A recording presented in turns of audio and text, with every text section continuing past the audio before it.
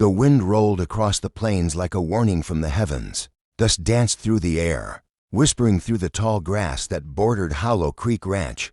The sun, once golden and warm, sank low behind the distant ridges, casting long shadows that crawled across the earth like dark fingers. From the porch of the weather-beaten cabin, rancher Cole Hargrove stood still, jaw clenched, eyes locked on the horizon. He had seen this sky before, that eerie gray bruising of the clouds. It meant trouble, maybe worse than before. Inside the small barn, Alara, the young woman he had taken in months ago, worked quietly, brushing down one of the horses. Her hands trembled, not from fear of the animal, but from something deeper and unease that had been growing since morning. She had heard rumors in the nearby town, strange lights seen out near the ridge, a riderless horse galloping through the night, whispers of men disappearing near Hollow Creek. When Cole burst through the barn doors, his coat whipping like a storm sail, she nearly dropped the brush. "Alara," he barked, his voice rough from years of grit and whiskey. "Get inside now."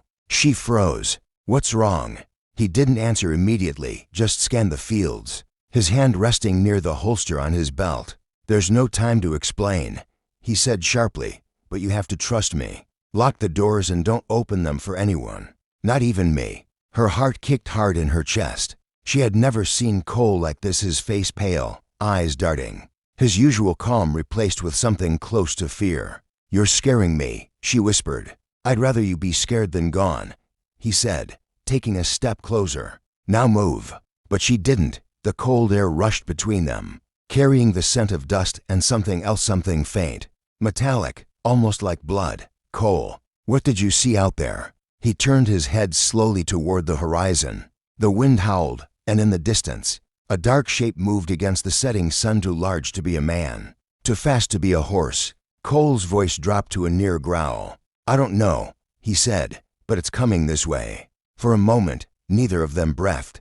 Then, with a final command, Cole pointed toward the cabin. "Get inside," he said again, this time softer, almost pleading. Alara hesitated, her eyes wide with both fear and curiosity. But when the ground beneath her feet began to tremble, she turned and ran. Behind her, the rancher drew his gun.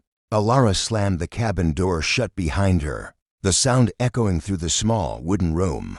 Her heart hammered against her ribs as she fumbled with the iron latch, sealing it tight. Outside, the wind had grown angrier, slamming against the windows with sharp bursts of dust. She pressed her palms against the table to steady herself, but her mind spun. What had Cole seen out there in the dark?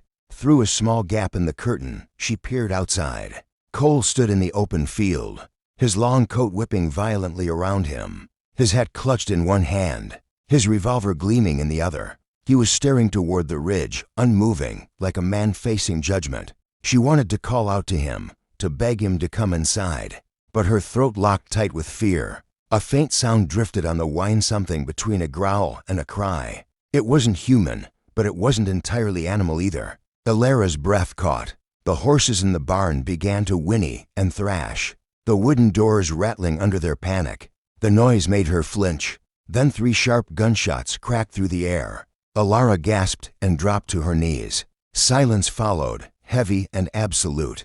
The only sound was the wind and her own pulse pounding in her ears. She forced herself to stand, inching toward the window again. Cole was still there, but he wasn't alone. Beside him, at the edge of the light, stood something tall and thin, its outline distorted by the dust storm. It moved with a jerky, unnatural grace, like a shadow walking upright. Alara's hands trembled as she backed away from the window. The lamplight dimmed suddenly, the flame guttering low. The air inside the cabin grew colder, pressing against her chest. A whisper slipped through the cracks in the wood, soft and cruel. She couldn't make out the words, but she felt them, felt the chill of something ancient, watching. Outside, Cole shouted her name once, just once. Then came a sound she would never forget, a deep, echoing roar that shook the earth itself. Alara covered her ears, tears streaking her cheeks. The door rattled violently, as if something or someone was trying to force it open. She pressed her back against it, whispering, "Please, stop, please." And then, silence. The wind died. The dust settled. She listened, trembling, waiting for Cole's voice. But only the emptiness answered back. The quiet after the chaos was worse than the storm itself. The lamp flickered again, its weak light struggling against the dark pressing in from every side. She strained her ears, praying for a sign: Cole's footsteps, his voice, anything. But the world outside seemed to have stopped breathing. Minutes crawled by like hours. Finally, she found the courage to move.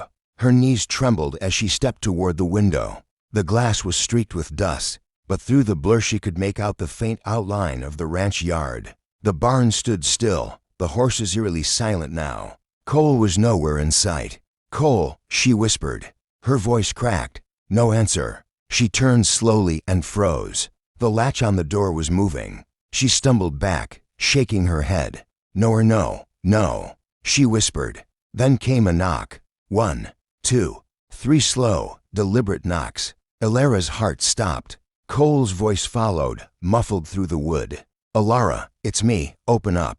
Relief washed over her, but only for a second. Something was wrong. She hesitated, her hand hovering over the latch. "Say something only you'd know," she demanded.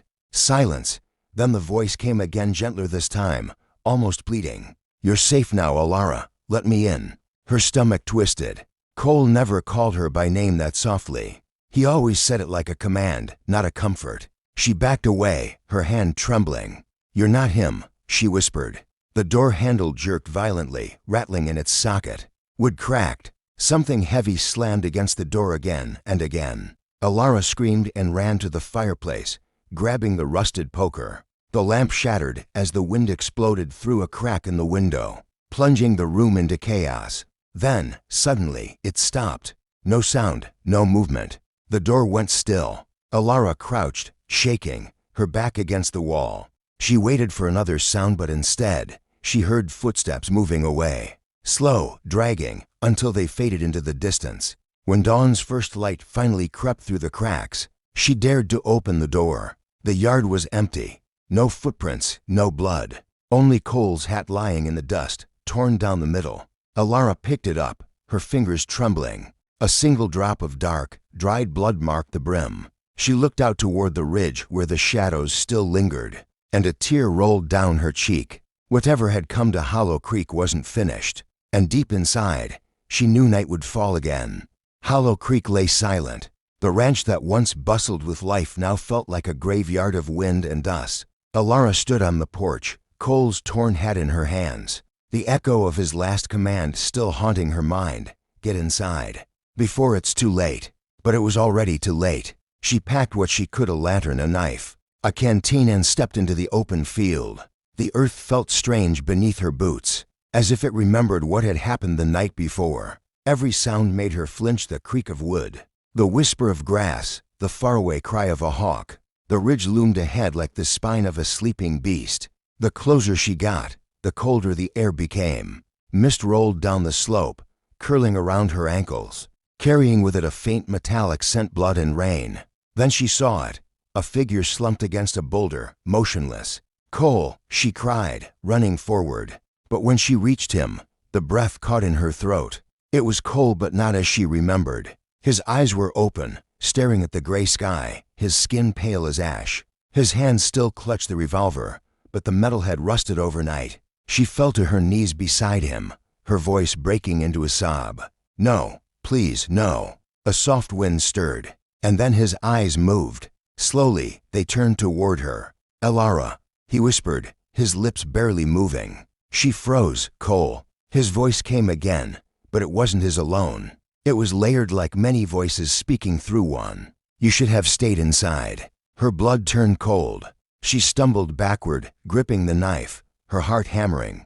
Cole's body rose, stiff and unnatural, his head tilting as if listening to the voices. "It's too late now," he said, smiling with a face that wasn't his. Ilara turned and ran. The ground beneath her cracked, and the whispers became screams. She didn't look back, not when the wind tore at her clothes, not when she heard the footsteps chasing her. As she reached the door, she stopped, gasping for breath, and saw something carved into the wood. Fresh words, written in ash and blood. "Get inside." Her hand shook as she touched the letters. A tear slipped down her cheek. Behind her, the wind whispered again, soft, almost gentle. She stepped inside the cabin, closed the door, and whispered to herself, "I'm home, Cole." The light flickered once and went out,